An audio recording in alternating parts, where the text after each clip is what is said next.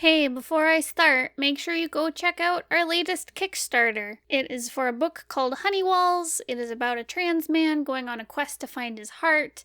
It's going to be illustrated. There's going to be an audiobook. There's a link in the description down below. Go check it out and support it. Now that you're done that, on to the video. I'm going to be not talking about art today, so I'm sorry if you're here to see the art talks. I'm letting you down. But if you are new to my channel, just to let you know, I normally talk about art, and that is why I'm drawing comics in the background. But today, I'm going to talk about when I realized I was super queer. So, just to give you a rundown, I am a cis girl, and I am pansexual and asexual, and if you have no idea what any of that means, don't worry, I didn't either when I was younger or before I learned about LGBT stuff. But basically what it means, pansexuality means that I am similar to bisexuality. I'm attracted to everyone, regardless of their gender. And asexuality just means that I don't really have a sex drive. So there you go. That's me. So most of this I didn't realize until high school and later, but in hindsight, I kind of knew I was super gay. Looking back, oh my god, all the signs were there. But basically, the first time I experienced queer stuff was actually through reading BL comics. I just stumbled across it just through looking at just from reading manga, because they have BL comics, and then I moved on to reading web comics. And I remember on Smack Jeeves there were tons of BL meaning boy love, so guys kissing comics on there, and I loved those and read them a bunch, and that was kind of my first exposure to queer people at all. And this was back when I was 11 or 12 or 13 or whatever. So yeah, but I remember just being really fascinated by it, and of course that led me to reading GL, meaning girl love, which is lesbian comics, and it just went on from there. I just started picking up more queer content. I remember being really excited when I read Cassandra Clare's books, back when they first came out, City of Bones and stuff, and there was gay boys in it. I was really excited. Holly Black was another writer who I used to read who had gay and lesbian characters, and just whenever I'd find a book that had a queer character in it, I'd be so excited, and I just loved the book even more. So yeah, I basically gobbled up all the queer content I could find. And back when I was in middle school, I did have crushes on boys, and I still do, don't get me wrong. I even dated a boy in middle school. He was really nice, don't get me wrong, but we were both 12 and huge nerds, and I think we maybe held hands once. Super, super innocent romance. And I remember we broke up at the end of middle school. I don't remember how, I don't remember what happened, but I don't remember being super upset about it. I think later we met again in high school, and he was like, "I'm so sorry, I was a huge jerk to you at the end." And I was like, "You were?" So yeah, it didn't really leave an impression. I don't remember being super sad about it. But yeah, he was nice. However, I remember in middle school, I think this simultaneously happened when I was dating this boy, but I had a best friend in middle school. Let's call her T. Anyways, we were BFFs. We were always hanging out at her house, and we were pretty much inseparable, and we would play RP, role-playing games together, and we made OCs together, original characters, and we'd write stories and draw comics and draw characters and stuff. She was also an artist, and yeah, we were just super close best friends for a year. Maybe more, I don't remember. But I remember one night we went to her cottage with her and her dad. It was out by a lake, and I remember we spent the whole day hanging out in the water and having fun, and then that night we were hanging out in the bedroom that we were sharing, and we were wrestling, because freaking 12 and you, I don't know, wrestling around. And I remember she like laid down on top of me. Like I was laying on my stomach and she laid down on top of my back and we were just talking and stuff. And I remember like my heart getting all fluttery and really fast that she was like so close. And it was then that I realized that I had a huge crush on her. So, oops. So I remember coming out to two of my other friends, one of whom I ended up dating in high school. And I told them I was bi because I'd heard about bisexuality by then. So I was like, I think I'm bi because I like boys, but I also like girls. And they were like, cool, because they were pretty queer themselves. Although I don't know if we really had like the words for it yet because we were still pretty young. But yeah, I think for a while I kind of like flip-flopped on being okay with it. Because I remember there were some times where like I'd have friends who'd have really bad reactions to like queer stuff. Like they'd be like, oh, that's gross or whatever, just because like that's how they were raised for whatever reason. Or just, I guess that's kind of the society we grew up in. But like, yeah, so I remember like some people I would really hide it and be like, I'm not gay. What are you talking about? Yeah, I love boys. But for the most part, I did make a lot of friends with lots of other LGBT kids. And yeah, sometimes I would hide it. Sometimes I would be like out and proud. But I was also a really shy person. So for the most part, I was pretty closeted until I was like a close friend of yours. Though I'm sure most people knew. I don't know. But yeah, for a while when I first discovered that I was into girls, I thought I was like a lesbian. For a while. I don't know. I was still exploring like my feelings on things, but I was like looking back on like all my friendships and I was like, oh my god, I had a crush on that girl and her. And just looking back, I was like, oh my god, I'm a huge lesbian. But like the more I thought about it and I was like, you know what, I like guys too. Woo. Which is, I guess, is why I went with bisexual as like my label, I guess, my orientation for a little bit. But then in high school, couple years later, I fell into a friend group of like gay artists. So like I went to an art school, like an art high school. It has like a magnet program where there was like visual arts and drama and dance and music. I did like visual arts and drama. And so like half of the school was like regular normie kids and the other half of the school was like arts program kids. And I remember like there were different cliques in the art school half. And I remember like the popular ones were a bunch of like drama nerds. So they were all very like outgoing and charismatic and fun. Like everyone was really nice at that school. But yeah, but there were a bunch of different cliques like that. And on the other side, in like the normie classes, there was also like the popular kids. And so I remember there were two nerd cliques. One of them was like the artist nerd clique, which I was a part of, and one was like the regular nerd clique, which I talked to a little bit because we were all nerds and stuff. But yeah, but it turned out that the nerdy art clique was also the gay clique. So if you were queer, you pretty much hung out with us.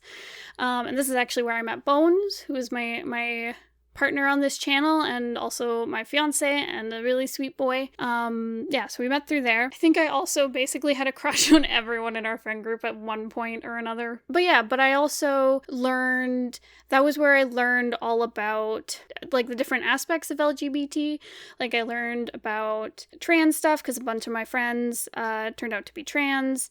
And I remember the first time I heard pansexual was a friend of mine. He was like, yeah, I'm pan. And I was like, what does that mean? And he explained it. He was like, it doesn't matter like if it's a boy or a girl or a non-binary person. I'm just into everyone. And I was like, yo, me too.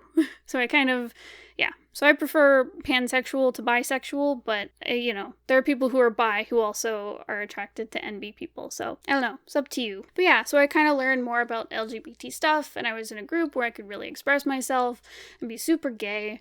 And we also, do art and make OCs and RPs, and it was all super queer and great, and I loved it. Also in high school, I dated a girl, and we broke up. I think we dated for like almost a year, but then she broke up with me, and I remember crying a lot after that breakup. Like, I remember like bawling my eyes out all the time, And I also remember being a huge jerk to her after we broke up. So if you're watching this, I'm really sorry for being a huge jerk during high school. But yeah, that was like my first bad breakup. And we'd also hidden our relationship from everyone. Part of it was like, I never really talked about relationships with my family up until like Bones and I started dating. And she had a really religious family and she didn't want them to find out she was gay. And I was also just scared of like being out at school and having people know that I was dating a girl. And like part of it was just because I hadn't told anyone, and then the opportunity to tell people didn't really come up, and I didn't know if she wanted her friends to know. So like I kept it quiet. I remember I had people come up and ask like, "Are you dating her?" And I was like, "No, we're just good friends." And they were like, "Oh, right." And they'd wink, and I'd be like, I'd cry and run away. But like, yeah. So so that was my first heartbreak. I remember there was one night, actually, when I came out to my dad as queer, it was because of this breakup. And there was one night where I was up late thinking about it, and I started crying, and my dad found me. And he was like, "What's wrong, hun?" Because my dad's a sweetie. And I told him like, "Oh, I broke up with this girl and I keep thinking about it and I really miss her. I've never felt this way before. Is it ever gonna get better?" He was super sweet. He didn't make a fuss about the fact that I dated a girl at all. Because like my family is pretty accepting of queer people as far as I know. Like, we don't talk about it in depth, but they've never been outraged that I dated a girl or that I have trans friends or anything like that. Like, so yeah, but he didn't make a big deal about it. He was just there for me, and he was like, "Oh, your mom used to have these songs she'd write about her exes." I won't repeat the titles because they're very unwholesome, and this is a wholesome channel. Yeah, so... but he was really sweet and he made me feel better, and he's like, "It'll get better. Like, I'm really sorry you're going through this." And yeah, and it was really nice, and it made me feel really close to my dad and very loved and accepted. Though, yeah, like I said, we've never really talked about it since, so for a while I was like, did that actually happen? Does he know I'm gay? I still don't know, but I'm assuming he knows, so yeah. I mean, I also make queer comics, so I don't know. But yeah, later I kind of figured out I was asexual as well. I don't really have a interesting story. It was just one day Bones and I were talking about asexuality, because he's ace as well. And he was like, "Maybe you're a gray ace," which means like, because asexuality is like a spectrum, and he's like, "Maybe you're like in the middle of the spectrum." And I was like, whoa, wait, my life is making sense now. So I also kind of discovered I am ace, I am pan, and life is good. It's good to be queer. I like it. Yeah, so that is my discovering I was queer / coming out to family. I'm still pretty quiet about it in like weird ways. So like online, I'm pretty vocal about it. It really goes along with, this is gonna sound really corporate, but it goes with my brand just because like we do queer comics, me and Bones, and it's just nice to be out and tell people like, hey, I am also gay and I make gay comics, and I really feel like myself in online spaces where I can talk about it, and like I'm doing right now. But for a while, at my day jobs, I was really closeted. Like, I could hide pretty well because I have a boyfriend. And so, like, I talked to, I worked as a waitress for a little while and, like, a barista. And, whenever me and the other girls would be talking about, like, our boyfriends and our husbands, like, I could just fit in and be like, "Oh, yeah, my boyfriend, he sure does boyfriend stuff." But I was really quiet about it. Because it was usually pretty easy to hide it. Because I just wouldn't bring it up. And I wouldn't mention, like, "Oh, that girl over there is cute," or whatever. Because I figured everyone I was working with was straight and they wouldn't get it. I remember I had a friend who I worked with, and she was saying, like, "Oh, this girl, she kept, like," it was around Valentine's Day. She was like, "This girl, she keeps, like, asking if I'm free on Valentine's Day, and, like, she keeps trying to see, like, what I'm doing around then, or if I'm seeing anyone." And I remember going, like, "Oh, maybe she's into you." And she, like, my friend, like, stopped and looked at me and was like, what? And I was like, oh, she's trying to set you up, isn't she? And she was like, yeah, obviously. And I was like, right, the straights. But yeah, so for the most part, I've stayed very quiet about it through all my jobs. And actually recently, at my latest job, when I went into the interview, the guy who's now my boss, when he was interviewing me, he mentioned that he had a boyfriend. And I perked up because it was like the first out gay person I'd met in a workspace, and I was like, oh, I make queer comics. And he was like, whoa, cool. And so yeah, so this is the first job where I've been out. I doubt everyone at the company knows, but like, it's nice to talk to my boss about gay stuff. So heck yeah, it has definitely been nice to just be out in all aspects of my life. And I'm very fortunate that I can be out and safe where I work and where I live. And I'm very grateful for that every day. And I was so scared of it for so long. But I'm very thankful that I can be out and happy. So yes, this is my story of gayness. Thank you for listening. I don't have super great advice for if you are someone who's trying to come out to people, because for me, I was so scared of it for so long. So I guess just, you don't have to come out if you don't feel safe coming out.